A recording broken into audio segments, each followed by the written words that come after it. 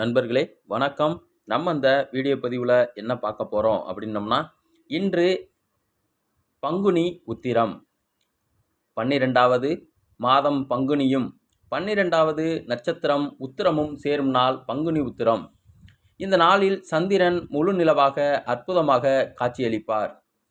இந்த நாளின் சிறப்புகள் என்னென்ன, இதில் யாருக்கெல்லாம் திருமணம் நடைபெற்றது, தெய்வங்களில் ஏற்பட்டுள்ள முக்கியமான நிகழ்வுகள் மட்டும் இந்த வீடியோ பதிவில் பார்க்கலாம்.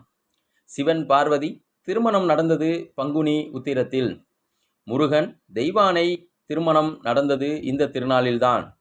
ஸ்ரீராமன் சீதை, லக்ஷ்மணன் ஊர்மிளை, பரதன் மாண்டவி, சத்ருகனன் கிருதகிருதி மற்றும் தசரத மைந்தர்கள் திருமணங்களும் பங்குனி உத்திரத்தன்று ஒரே மேடையில் மிதிலையில் நடைபெற்றன.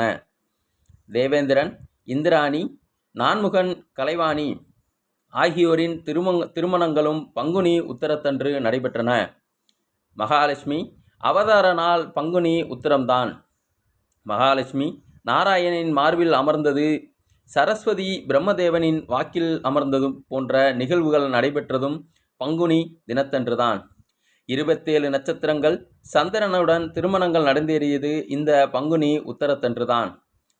மன்மதன் பிறந்தது இந்த நாளில்தான்.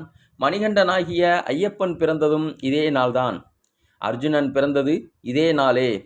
இந்த நாளில் முருகப்பெருமானை நினைத்து விரதம் இருந்தால் நமக்கு அற்புதமான பலன்கள் கிடைக்கும். திருமண தடை, தொழில் தடை, செல்வ வளம், நீங்காத செல்வ வளம் கிடைக்க நீங்கள் முருகனை வழிபாடு செய்யுங்கள். அளப்பரிய செல்வங்கள் நம்மை நாடி வரும். 11/4/2025 வெள்ளிக்கிழமையான இன்ற பங்குனி உத்திர திருநாளில் செல்வ செழிப்போடு வாழ அனைவரையும் வேண்டுகிறேன். நண்பர்களை அறிந்து வாழ்வில் வளம் பெற வேண்டுகிறேன். நன்றி, வணக்கம், வாழ்க வளமுடன்.